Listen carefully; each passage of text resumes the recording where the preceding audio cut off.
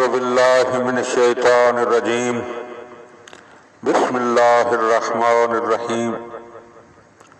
مولا کائنات حضرت امیر المومنین علی ابن ابی طالب علیہ السلام کے مجموعہ کلام نہج البلاغہ کے تیسرے باب کا 480 نمبر فرمان، اور مومنین اکرام یہ تیسرے باب کا آخری فرمان ہے۔ وقال علیہ السلام، آپ علیہ السلام نے ارشاد فرمایا،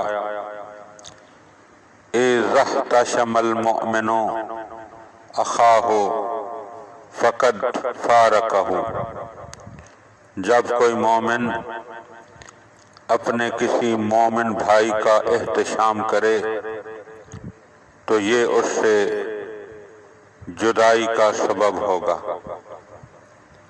سید رضی علیہ رحمہ فرماتے ہیں کہ حشم و احشام کے معنی ہیں غضبناک کرنا، اور ایک معنی ہے شرمندہ کرنا، اور احتشام کے معنی ہیں اس سے غصہ یا شرمندگی کا طالب ہونا، اور ایسا کرنے سے جدائی کا امکان غالب ہوتا ہے۔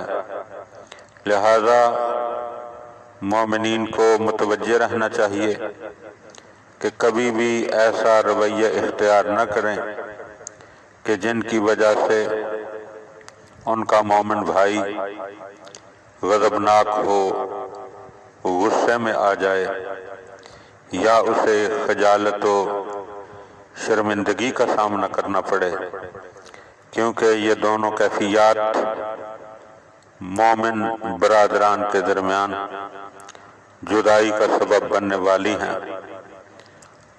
لہذا انسان کو ان چیزوں سے اجتناب کرنا چاہیے۔ اللہم صلی علی محمد و آل محمد۔